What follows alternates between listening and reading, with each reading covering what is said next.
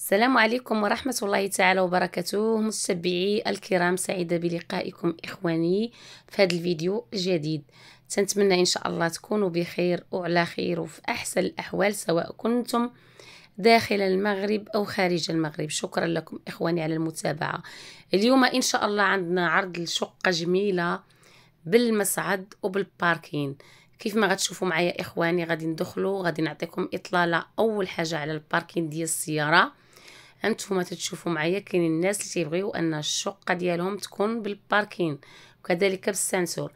بالنسبه للمساحه ديال الشقه هي 103 متر مربع، تتواجد باقامه لقمان بعين السبع، شارع ميموزه، قريبه لشارع ميموزه، الشارع اللي تيهبطك ديريكتومون للبحر.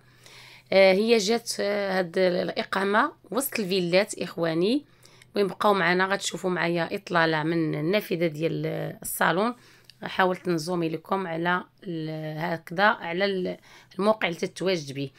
المهم هذا هو المدخل ديال العماره. بالنسبه لهاد الريزيدونس راها محروسه بالكاميرات كما قلنا، بالباركين وبالاسانسور. هانتوما غتشوفوا معايا اخواني المدخل هذا هو هذا ديال لا ريزيدونس. فريمون الريزيدونس راها باقا جديده. الشقة غتباع فقط لظروف الهجرة. هذا السنسور تنحاول هو كذلك نصور لكم من الداخل ديالو باش تاخذوا عليه فكرة. الشقة راه فيها 3 ديال الغرف وجوج حمامات، صالون كبير ممكن انه يتقسم، يجي صالون رومي وصالون كذلك بلدي. هذا هو الباب ديال الشقة. الشقة عندها 2 واجهات اخواني ومشمشه كما تشوفوا الشمس داخله ليها. تقريبا صورتها مع 6 ديال العشيه وشوفوا الشمس كيفاش داخله ليها. كاين فيها بالكون. هذا راه الصالون اللي تتشوفوا. الصباغه بالخيال، القبص سامبل بالبلون. انتما الناس اللي تيسولونا على شقه بمنطقه عين السبع، جات هاد الاقامه وسط الفيلات مشمشه من 2 واجهات، تكون عندك الشمس ديال الصباح والشمس ديال العشيه. قريبه كذلك شارع ميموزة. ها هو حاولت نعطيكم عليه اطلاله. هو هذا الشارع، هذه راه الرومبو الكبيره. فريمون اقامه نقيه محروسه. انتما اخواني الناس اللي تيبغيو انهم شقه تكون في منطقه اللي كالم والمساحه ديالها هي ممتازه. 103 متر مربع. شي صالون ها انتما تتاخذوا فكره عليه. صالون رومي او فاس مع صالون بلدي. عاد كاين واحد يعني واحد ليسباس انتما تاخذوا يعني تبارك الله ما شاء الله. الشقه ما شاء الله في المساحه ديالها ممتازه. عاد لا فينيسيون ديالها، البيبان كلهم عود شوك. هذه غرفه النوم، النافذه ديالها تتشوف القدام، يعني تكون فيها الشمس ديال الصباح. بالنسبه للشقه كلها بالكرياجات النوافذ ديالها. هنا كاين بلاكار وكاين حمام. هذه غرفة النوم ديال الأبوين.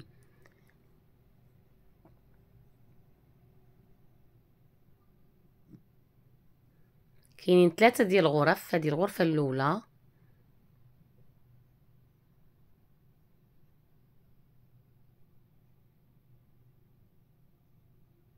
بلاكار فيكس، العود راه شوك، لاكاليتي ديالو ممتازة، لا ميم سيغي مع البيبان.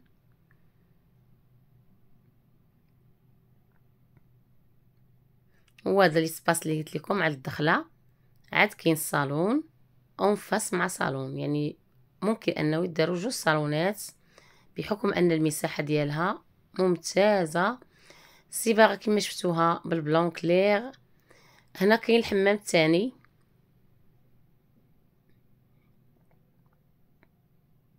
الشقه راه باقا جديده اخواني، باغا تباع فقط لظروف الهجره.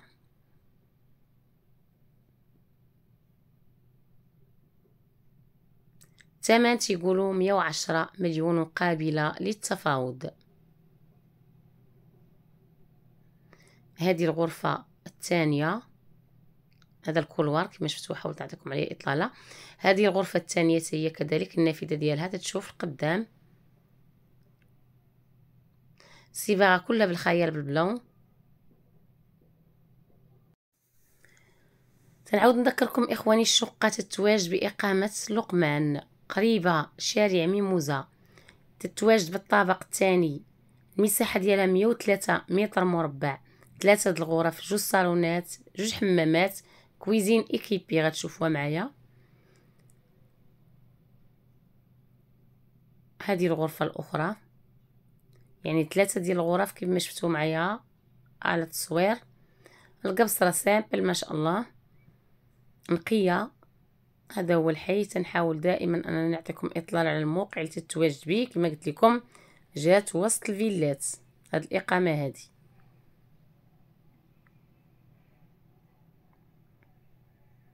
نمشيو دابا نشوفوا لا كويزين.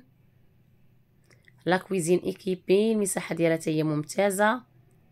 كاين كما شفتوا بلاصه لا سالامونجي، عاد كاين لا كويزين، لا كويزين بلا هوت بالفورنو بالكويزينيير، كل حاجه انكاستري في المكان ديالها المناسب.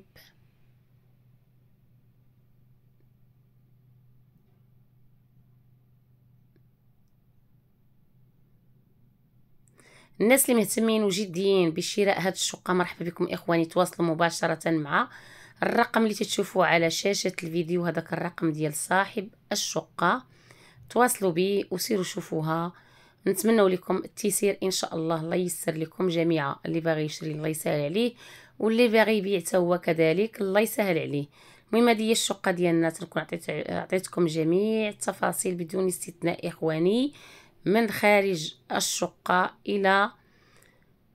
الى اركان الشقه كامله. المهم الثمن قابل للتفاوض، 110 مليون قابله للتفاوض. شقه جديده باقي ما سكنوش فيها مواليها، فقط غتباع كما قلنا لظروف الهجره. هذه هي الاسباب اللي خلاتهم انهم باغيين يبيعوا.